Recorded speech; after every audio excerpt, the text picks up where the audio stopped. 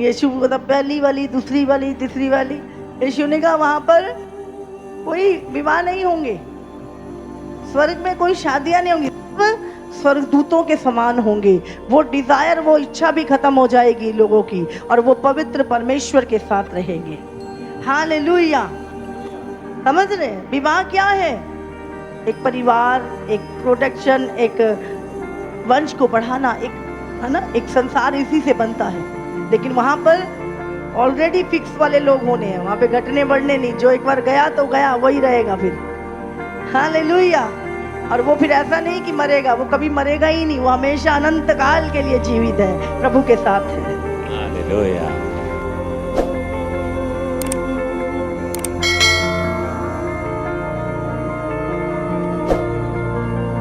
आशीष का भी धन्यवाद करते हैं जिन्होंने प्रार्थना में आपको लीड किया और अच्छा वचन आपको दिया। Hallelujah, hallelujah. और आप सबके लिए भी, आपकी फैमिलियों के लिए, आपकी लाइफ के लिए, आपके आत्मिक जीवन के लिए हम धन्यवाद करते हैं। Hallelujah, hallelujah. बाइबल कहती है हर बात में, हर समय, हर चीज के लिए परमेश्वर का धन्यवाद करो। Hallelujah, hallelujah. हमेशा हर चीज के दो पहलू होते हैं, या तो हम धन्यवादी होंगे या हम कंप्लेन करने वाले, कुड़कुड़ाने वाले होंगे। तो अच्छा है कि हम धन्यवाद करने वाले बने, क्योंकि धन्यवाद करने वाला परमेश्वर से बहुत सारी आशीषों को पा जाता है, और कुड़कुड़ाने वाले बाइबल में लिखा है वो नाश हो जाते हैं। हालेलुया, हालेलुया। हालेलुया। हालेलुया। आइए अपनी आंखों को बंद करें और कहें, परमेश्वर आज जो भी मन्ना आप मुझे देना चाहते हैं प्रभु, जिससे मेरी आत्माएं मजबूत हो और मैं शैतान की युक्तियों को जान सकूं परमेश्वर, और खुदा अंत तक अपनी दौड़ को अच्छा पूरा करूं, ऐसा वचन मुझे दे प्रभु। मुझे काट और छांट और फलवंत कर प्रभु, यीशु के नाम से, आमेन, आमेन। हालेलुया, हालेलुया। हालेलुया। हालेलुया।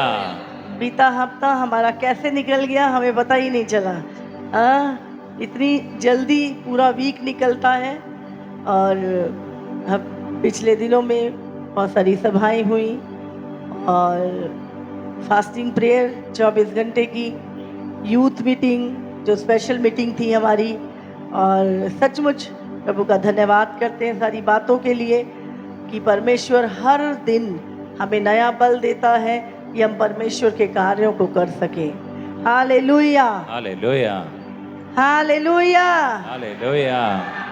और जब आप परमेश्वर के साथ चलते हैं, आपको दिन, महीने, साल पता भी नहीं चलते।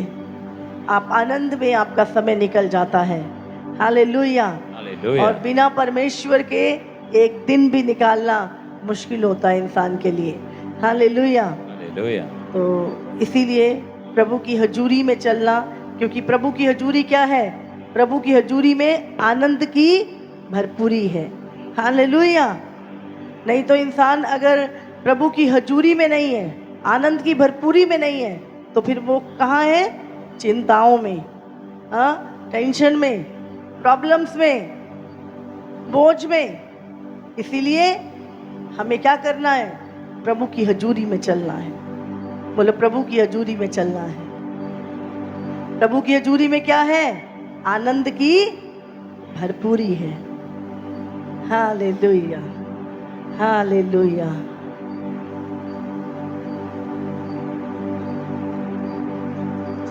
आप वचन सुन चुके हैं और हम सिर्फ आधा घंटे के लिए, आधा घंटा वचन को, कुछ चीज़ें जो हम उपवास प्रार्थना में थे और परमेश्वर वचन से बात कर रहा था, तो कुछ चीज़ों को हम बात करेंगे कि किस रीति से हमारा आत्मिक जीवन शैतान क्या करता है? खराब करने की कोशिश करता है। एक मनुष्य जो बुद्धि नहीं रखता, जो परमेश्वर का भय नहीं मानता, जिसके जीवन में कोई लगाम नहीं है, वो एक पशु है। समझ रहे? वो एक जानवर है। मनुष्य मनुष्य क्यों है? क्योंकि मनुष्य के पास एक आत्मा है, एक बुद्धि है, समझ है। इसीलिए हम परमेश्वर के नियमों पे चलने वाले लोग, हम जानवर नहीं हैं, लेकिन अगर ये सारी चीजें हमारे भीतर नहीं है तो हम एक पशु के समान हैं। बाइबल में लिखा है पशु को कोई समझ नहीं रहती। समझ रहे हैं? आपको पता है ये मेरी माँ है, ये मेरी बहन है, ये है ना, आपको बहुत बातों की समझ है, पर जानवरों को नहीं है, इसीलिए वो पशु हैं। लेकिन जब इंसान कायदों में नहीं रहता, नियमों पे नहीं चलता, आज्ञाओं पे नहीं चलता, वो भी एक पशु के समान होता है। हालेलुया। ऐसा मैं नहीं करी, बाइबल में लिखा है। जो मनुष्य समझ नहीं रखते और जिनके कोई लगाम नहीं है, जो मन में आया वो कर रहे हैं, जो मन में आया वो बोल रहे हैं, जो मन में आया वो सोच रहे हैं, तो ऐसे लोग पशु के समान होते हैं। लेकिन प्रभु का धन्यवाद, आप समझदार मनुष्य हैं, इसीलिए प्रभु की हजूरी में बैठे हैं। Hallelujah, hallelujah. आप प्रभु का भय मानते हैं और उसके नियमों को मानते हैं, इसीलिए आज चर्च में हैं। धन्यवाद करो अपने लिए। हालेलुया। आप दुनिया के बुद्धिमान लोग हैं जो परमेश्वर की आज्ञाओं को सुनने आए हैं, परमेश्वर के नियमों को जानने आए हैं। हालेलुया। हालेलुया। तो मैं जब बाइबल पढ़ रहे थे हम कल, तो प्रभु का वचन बात कर रहा था कि जब एक व्यक्ति प्रभु में आता है, बहुत बारी क्या होता है, शैतान उसे अपनी युक्तियों में फंसाने की कोशिश करता है। तो शैतान की युक्तियों को जानना भी हमारे लिए बहुत ही अनिवार्य है, और वो हम कब जान और समझ सकते हैं, जब पवित्र आत्मा के साथ हमारा एक अच्छा रिलेशन होता है और हम परमेश्वर का भय मानते हैं, उसके वचन को पढ़ते हैं, प्रार्थना करते हैं, तब हम शैतान की युक्तियों को समझ सकते हैं। नहीं तो आप क्या कहोगे, ओ ज़्यादा ज्ञान मत झाड़ो, ज़्यादा मुझे बताने की ज़रूरत नहीं है। समझ गए? ऐसा व्यक्ति ज्ञान को लेता भी नहीं है और शैतान की युक्तियों से अनजान रहना चाहता है। लेकिन हमें, जब हम यीशु की लाइफ को देखते हैं, तब हम जान सकते हैं, क्योंकि परमेश्वर मनुष्य बन के आया। हाँ, यीशु मसीह क्या है, 33 साल मनुष्य जीवन में रहा इस धरती पर, और शैतान उसके ऊपर राज नहीं कर पाया। कर पाया क्या? कोई मनुष्य उसे गिरा नहीं सका, गिरा सका? कोई अभिलाषा उसे गिरा नहीं सकी। और यीशु मसीह कैसे चला इस धरती पर, हमें वही देखना है। और जब हम यीशु मसीह की लाइफ को देखते हैं, तब हम एक मसीह जीवन जी सकते हैं। मसीह मतलब मसीही, मसीह जैसा। हमें एक ही चीज है, ये परमेश्वर आपको, आपके अंदर यीशु को देखना चाहता है। यही दौड़ है हमारी। और जब तक आप यीशु की तरह ना दिखे, परमेश्वर पवित्र आत्मा का काम आपके भीतर जारी रहेगा। हालेलुया। वो आपको छोड़ेगा नहीं। उससे उड़ाऊ पुत्र वो चला गया था, लेकिन परमेश्वर ऐसा नहीं है, पिता को भी याद नहीं था, पिता फिर भी उसकी बाट जो रहा था। और आज परमेश्वर चाहता है हम मसीह जैसे बने। हालेलुया। तो मैं प्रभु के जीवन को जब पढ़ रही थी, तो मत्ती की किताब हमने पूरा पढ़ा, मरकुस पूरा पढ़ा, प्रकाशित वाक्य हमने पूरा पढ़ा। तो मत्ती और मरकुस की किताब में बहुत सारी चीजें सिमिलर थी। तो मैंने देखा यीशु की लाइफ को, वहां पर सबसे पहले प्रभु यीशु मसीह को, यीशु मसीह शरीर में था। तुम शरीर में हो ना? हाँ कि ना? तुम्हारी ही तरह यीशु मसीह धरती पर 33 साल रहा इजराइल में। समझ आ रही है आपको?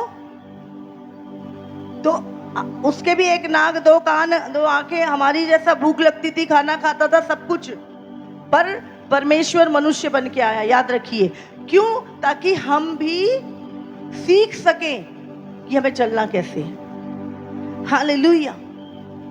तो यीशु ने कहा मेरे पद चिन्हों पे चलो, तो पद चिन्ह पहले उसने बनाए, पहले वो चला, उसके बाद उसने बोला जो मेरे पद चिन्ह है वैसा ही चलो, जैसे मैंने किया वैसा तुम भी करो। तो जब मैं यीशु की लाइफ को देख रही थी तो सबसे पहले उसकी परीक्षा किससे हुई? सपोज करो आप इस धरती पर और आप कौन हो? मसीह हो। हम कहते नहीं है मैं मसीह हूं, मैं क्रिश्चियन हूं, मैं मसीह हूं। मसीह मतलब मसीह जैसा। तो अगर हम मसीह जैसे हैं तो जैसा यीशु लोगों के बीच में रहता था वैसे ही हम भी रहते हैं, है ना। वो भी संसार में था, बहुत सारी अभिलाषाएं थी, बहुत सारे लोग थे, लेकिन वो कैसे चला उस चीज को हमें वॉच करना है, तब हम उसके जैसे चल पाएंगे। हालेलुया। तो सबसे पहले यीशु मसीह की जो परीक्षा हुई वो किससे हुई? शैतान के द्वारा। और कौन ले गया उसे जंगल में? हाँ, कौन ले गया? शैतान या पवित्र आत्मा? पवित्र आत्मा। हाँ, बहुत सारे लोग हैं शैतान जंगल में ले गया। नहीं, शैतान नहीं लेके गया उसको। जब यीशु मसीह 40 दिन की उपवास और प्रार्थना उसने की तो 40वें दिन आत्मा उसे जंगल में ले गया। हालेलुया। कहाँ ले गया? परीक्षा के क्षेत्र में। तो हम कई बार अरे शैतान ऐसा, शैतान नहीं, कई बार पवित्र आत्मा आपको परीक्षा के क्षेत्र में लेकर जाएगा। और कब लेके जाएगा? जब आप उपवास और प्रार्थना में होगे। आप बोलोगे मैं तो इतना उपवास और प्रार्थना कर रहा हूं, फिर ये परीक्षा मेरे जीवन में क्यों आई? क्यों आई जानते हो? ताकि आप उस परीक्षा में जीत हासिल करो, उस परीक्षा को पास करो, और उसके बाद यीशु की सेवकाई शुरू हुई। हालेलुया। हालेलुया। तो आपको पवित्र आत्मा ऐसे परीक्षा के क्षेत्र में, हो सकता है आपने 40 दिन का उपवास प्रार्थना किया हो, उसके बाद आपके सामने व्यभिचार आ जाए, आपके सामने आपकी सबसे फेवरेट चीज आ जाए, सबसे फेवरेट मनुष्य आ जाए, कुछ ऐसा लालच आ जाए, कोई ऐसी ऑफर शैतान की ओर से आपके सामने आ सकती है। तो परीक्षा के कई क्षेत्र हैं, और जिस चीज की आपको सबसे ज्यादा जरूरत है वो किसी शैतानी क्षेत्र से आपके पास आ जाए। अब रोटियों की जरूरत थी यीशु मसीह को, 40 दिन का भूखा प्यासा था, ठीक ही नहीं, पर रोटी कौन ऑफर कर रहा था? परमेश्वर या शैतान? बोलो। कई बार बहुत सारे ऑफर जो हैं वो प्रभु की ओर से नहीं होते, वो शैतान की ओर से भी होते हैं, ताकि आपको परीक्षा में गिरा दे। इसीलिए हर एक चीज को एकदम से रिसीव नहीं करना, पहले देखना है, सोचना है कि इसके पीछे कौन सा जाल शैतान का मेरे लिए लगा हुआ है। हालेलुया। हालेलुया। नहीं तो शैतान क्या करेगा, एक बारी गिराया फिर गिरे ही रह जाओगे। उठने में बहुत टाइम लगता है, गिरने में 1 मिनट लगता है। अभी आप गाड़ी में जा रहे हो और आपकी गाड़ी खाई में गिर जाए, गिरने में कितना सेकंड लगता है?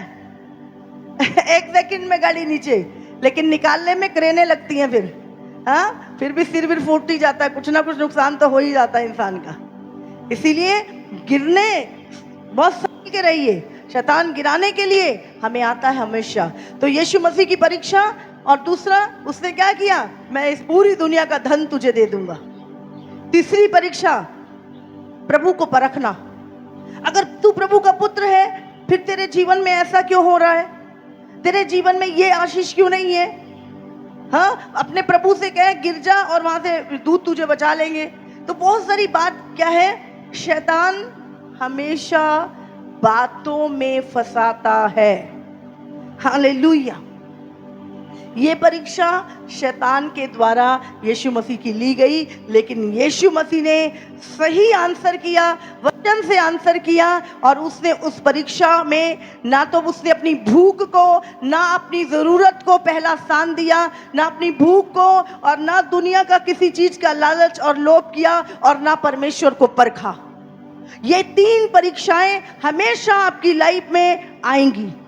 आप लोगों के द्वारा परखे जाओगे, लोग आपको, अरे तू परमेश्वर की बेटी, अब तो तू चर्च जाता है, अब तो तू चर्च जाती है, अब तेरे लिए क्यों नहीं हुआ, अब तेरे जीवन में आशीष क्यों नहीं आई, अब तुझे बच्चा क्यों नहीं हुआ, अब तेरा ऐसा क्यों नहीं हुआ। शैतान आपकी परीक्षा लेगा कि आप परमेश्वर को परीक्षा ले।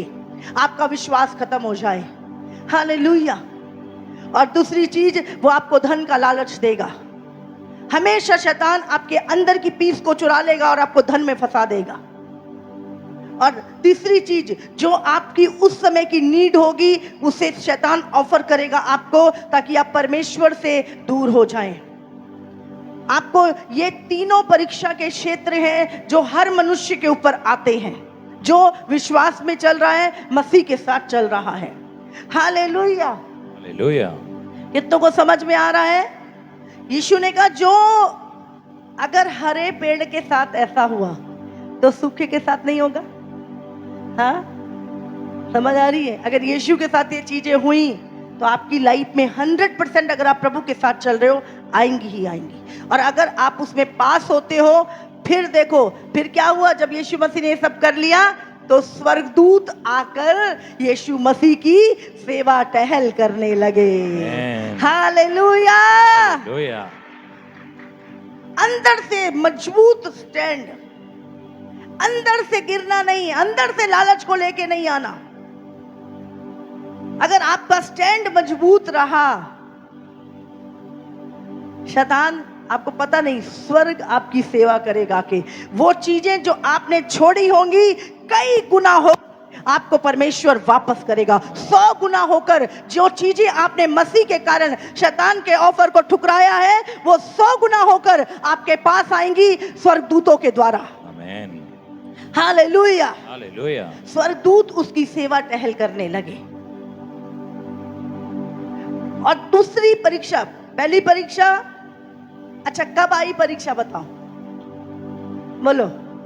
जब वो उपवास और प्रार्थना में थी। सबसे ज्यादा प्रॉब्लम्स आपकी लाइफ में उस समय पर आएंगी जब आप उपवास और प्रार्थना में होंगे। अरे अब तो मैंने प्रार्थना भी बढ़ा दी, अब तो मैं उपवास भी कर रहा हूं, अब पता नहीं क्यों हो रहा है ये। लेकिन आपको याद रखना है, परीक्षा के बाद ही आपकी प्रमोशन होगी। परीक्षा के बाद ही आप नेक्स्ट क्लास में जाते हो। परीक्षा के बाद ही दूत आके आपकी सेवा करेंगे फिर। हालेलुया। हालेलुया।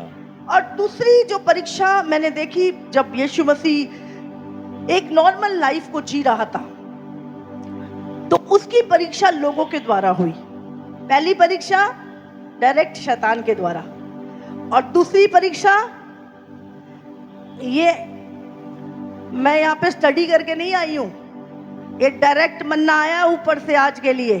हालेलुया। डायरेक्ट। हालेलुया। समझ रहे हैं?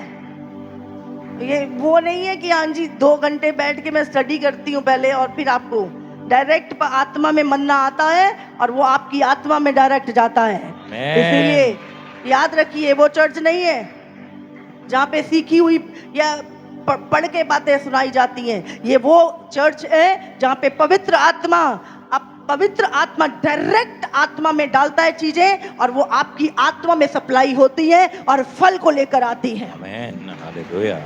हालेलुया। अरे 10 बजे तक मेरे पास कोई वचन नहीं था। उसके बाद थोड़ा परमेश्वर ने बात करनी शुरू की। आज ये मन्ना देना है लोगों को जाके, क्योंकि जहां पे आप जूझ रहे हो वहीं पे परमेश्वर आपको चलना सिखाएगा। वहां पे कटाई छटाई करनी है, वहां कटाई छटाई करेगा। तो परमेश्वर आज इसी चीज पे बात कर रहा था। दूसरी परीक्षा यीशु मसीह की लोगों के द्वारा हुई।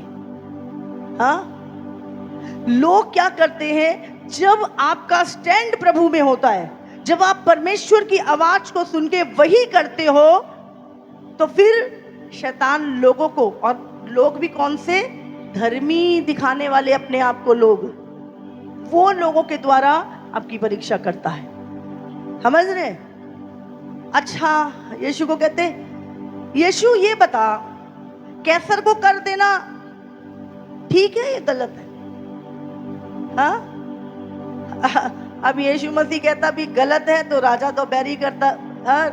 और अगर कहता कि नहीं, दोनों तरफ से क्या था, यीशु को वो फंसा रहे थे। समझ आ रही है? तो यीशु मसीह बहुत विस्डम था प्रभु के पास।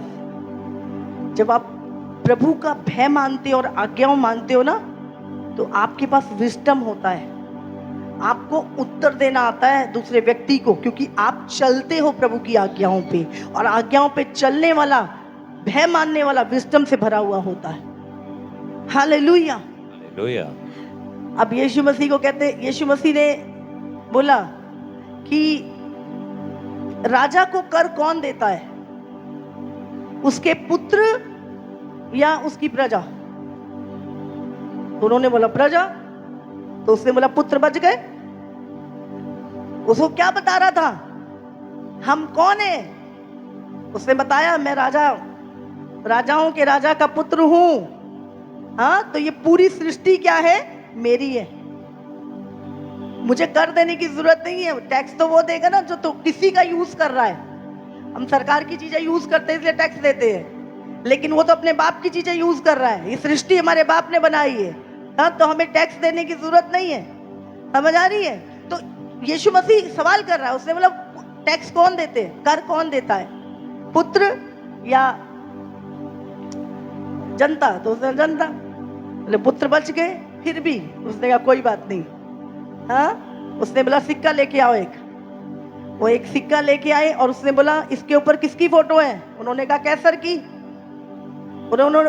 यीशु ने बोला जो कैसर का है वो कैसर को दो, और जो परमेश्वर का है वो परमेश्वर को दो। हालेलुया।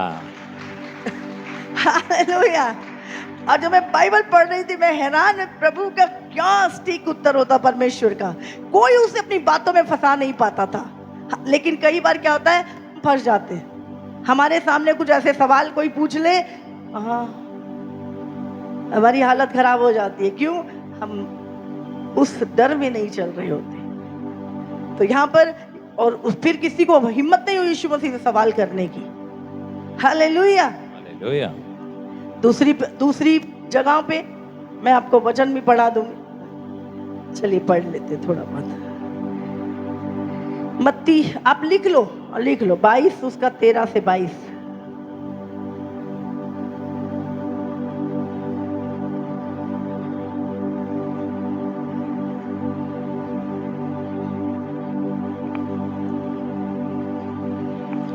तब राजा ने सेवकों से कहा, इसके हाथ पांव बांधकर उसे बाहर अंधियारे में डाल दो। हाँ, वहां रोना और दांत पीसना होगा, क्योंकि बुलाए हुए तो बहुत हैं परंतु चुने हुए थोड़े हैं।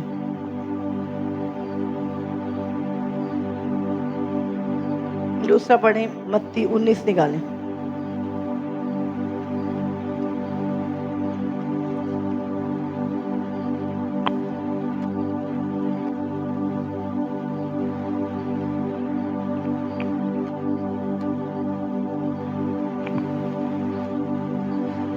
कर का सिक्का मुझे दिखाओ। तब वे उसके पास एक दिनार ले आए। इससे पीछे पढ़ो, इससे पीछे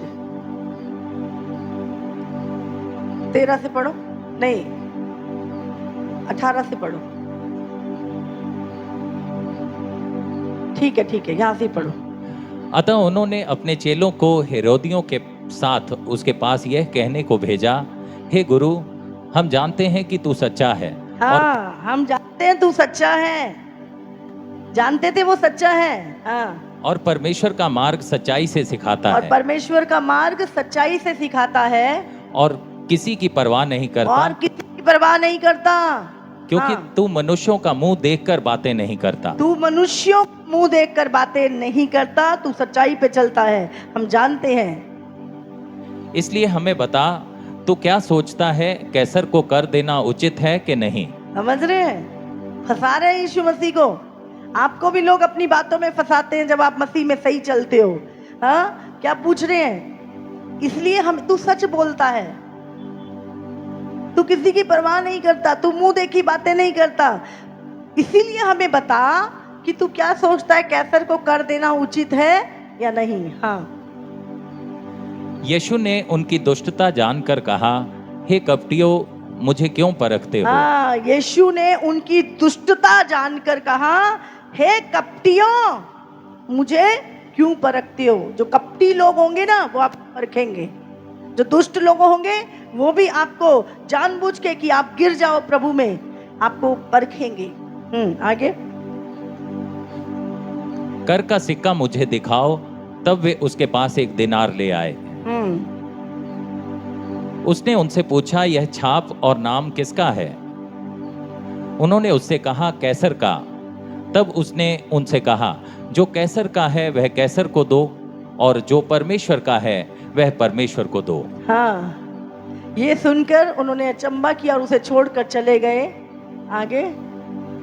उसी हाँ। दिन सदूकी, जो कहते हैं कि मरे हुओं का पुनरुत्थान है ही नहीं, उसके पास आए और उससे पूछा, हाँ।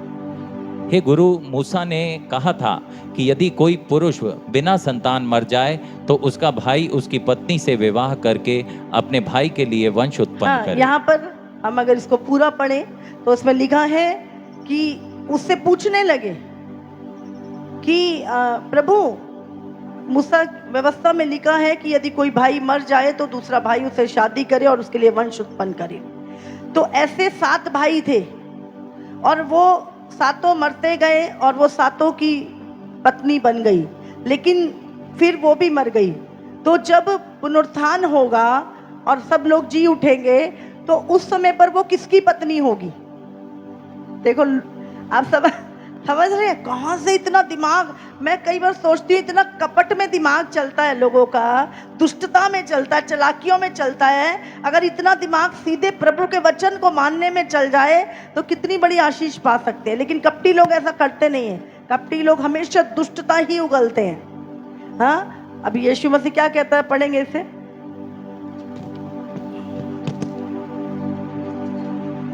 इसी प्रकार दूसरे और तीसरे ने भी किया और सातों तक यही हुआ। सबके बाद वह स्त्री भी मर गई। अतः जी उठने पर वह उन सातों में से किसकी पत्नी होगी, क्योंकि वह सबकी पत्नी हो चुकी थी। हाँ। यीशु ने उन्हें उत्तर दिया, तुम पवित्र शास्त्र और परमेश्वर की सामर्थ नहीं जानते, इस कारण भूल में पड़े हो। क्योंकि जी उठने पर वे ना विवाह करेंगे और ना विवाह में दिए जाएंगे, परंतु स्वर्ग में परमेश्वर के दूतों के समान होंगे। हालेलुया, हालेलुया, हालेलुया, हालेलुया। हाँ, वो यीशु को परख रहे थे। यीशु को तो पहली वाली, दूसरी वाली, तीसरी वाली। यीशु ने कहा वहां पर कोई विवाह नहीं होंगे, स्वर्ग में कोई शादियां नहीं होंगी, स्वर्ग दूतों के समान होंगे। वो डिजायर, वो इच्छा भी खत्म हो जाएगी लोगों की, और वो पवित्र परमेश्वर के साथ रहेंगे। हालेलुया। समझ रहे हैं विवाह क्या है? एक परिवार, एक प्रोडक्शन, एक वंश को बढ़ाना, एक, है ना, एक संसार इसी से बनता है। लेकिन वहां पर ऑलरेडी फिक्स वाले लोग होने हैं, वहां पे घटने बढ़ने नहीं। जो एक बार गया तो गया, वही रहेगा फिर। हालेलुया। और वो फिर ऐसा नहीं कि मरेगा, वो कभी मरेगा ही नहीं, वो हमेशा अनंत काल के लिए जीवित है, प्रभु के साथ है। हालेलुया। जीने मरने का तो सब सिस्टम ही खत्म हो जाएगा, वो जिएगा ही बस। वहां जीवन ही है, वहां मृत्यु का कोई स्थान नहीं। हालेलुया। हालेलुया। मत्ती 21 भी निकालेंगे।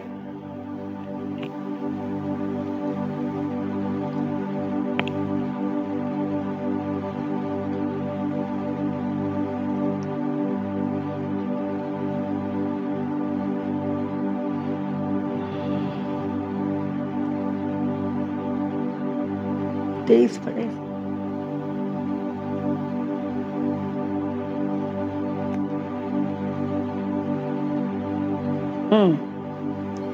वे मंदिर में जाकर उपदेश कर रहा था। 21 का 23। वह मंदिर में जाकर उपदेश कर रहा था तो प्रधान याजकों और लोगों के पुरनियों ने उसके पास आकर पूछा, तू ये काम किसके अधिकार से करता है और तुझे यह अधिकार किसने दिया है? हाँ, यीशु, ये अधिकार किसने दिया है? किसके अधिकार से काम करता है? दुष्ट आत्माएं निकालता है, लोगों को चंगा करता है।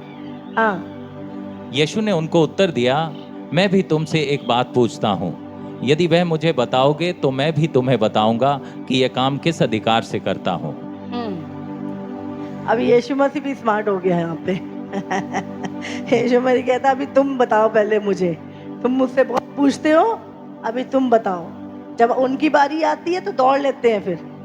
हाँ, हमसे 10 सवाल पूछते हैं, हम तो उत्तर दे देते हैं। जब हम एक पूछते हैं तो करके पूरा कहते ना सांप की तरह लौट जाते, भाग जाते फिर।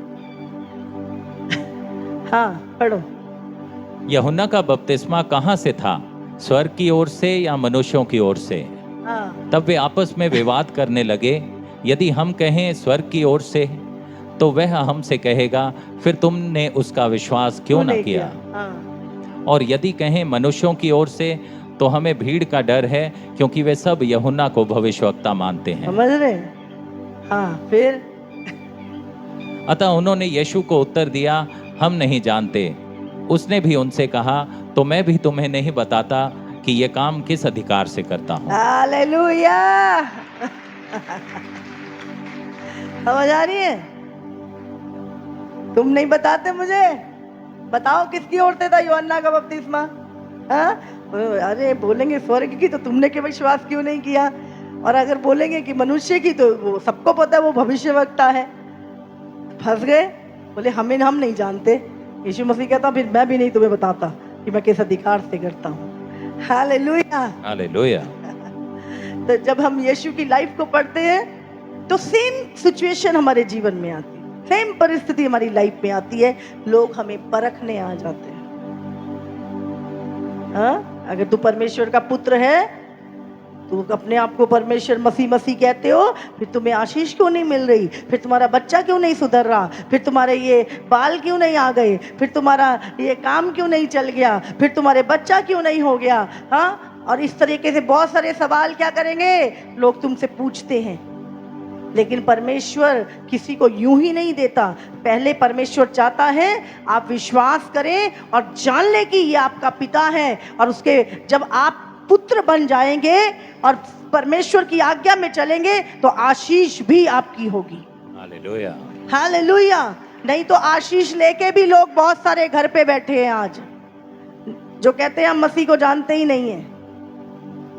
कितने लोग 9 साल के बाद बच्चा हुआ, सब जगह चले गए, यीशु ने दिया, यीशु ने दिया। उसके बाद थोड़े समय बाद और एक बच्चा हो गया, आज घर पे बैठे यीशु को भी छोड़ दिया, बोले नहीं नहीं समाज का डर है। बहुत सारे लोग, तो जब लोग कई बार आके मेरे पास, पास्टर जी अगर ऐसा हो गया ना तो पूरा गांव बच जाएगा। मैंने बोला गांव क्या, तू अपने घर वालों को ही बचा के दिखा देना। वो 2 मिनट तो कहेंगे ठीक है, अच्छा है, अच्छा है, आएंगे नहीं प्रभु में। तो आके बहुत सारे लोग मेरे से बोलते हैं, पास्टर जी बस ये हो जाए ना, ये पूरा गांव बच जाएगा। मैंने बोला बिल्कुल नहीं बचेगा। बाइबल कहती है मैं जिस पे अनुग्रह करना चाहूँ उस पे अनुग्रह करता हूँ, जिस पे दया करना चाहूँ उस पे दया करता हूँ। दया और अनुग्रह भी हर एक के ऊपर नहीं होता है।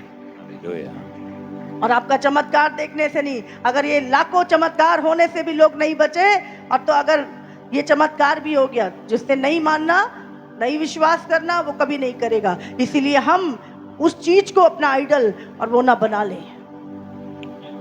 हालेलुया। समझ आ रही है आपको? तो मनुष्यों के परखने से या बोलने से अगर आपको फर्क पड़ रहा है, तो आप 100% एक दिन नरक की आग में होगे, क्योंकि आप परमेश्वर को नहीं मनुष्यों को खुश कर रहे हो। हालेलुया। हालेलुया। जब लोग तुम्हें परखे तो एक ही चीज, प्रभु चंगा करे या ना करे तो भी वो मेरा परमेश्वर है। परमेश्वर मुझे आशीष दे या ना दे तो भी यीशु ही मेरा प्रभु रहेगा। Hallelujah. Hallelujah. Shadrach Meshach Abednego ने कहा, राजा अगर तू हमारे विश्वास की बात करता है तो इसमें हम तुझे उत्तर देना भी आवश्यक नहीं समझते, और हमारा परमेश्वर हमें आग से बचा सकता है। यदि ना भी बचाए तो भी वही हमारा परमेश्वर रहेगा। बताओ कहां आग का भट्टा है, ले चलो हमें। ये अंतिम समय में आपको अपने विश्वास की गवाही देनी होगी। आप लोगों की बातें सुन के हाँ हाँ ऐसे नहीं करेंगे। आपको अपने विश्वास की टेस्टमनी देनी है। प्रभु चंगा करे ना करे, क्या हुआ? जब उन्होंने अपने विश्वास को बना के रखा, यीशु मसीह उस आग की भट्टी में आ गया उन्हें बचाने के लिए।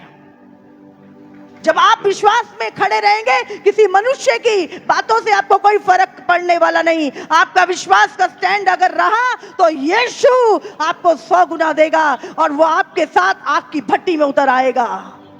Amen. और बाइबल में लिखा है जो राजा उन्हें नाश कर रहा था उसी राजा ने उनके पद को ऊंचा किया और आज पूरी दुनिया में उनके नाम का हर पीढ़ी के लोगों ने उनके विषय में एक अच्छी टेस्टमनी को पाया है, वो एक अच्छा उदाहरण बने।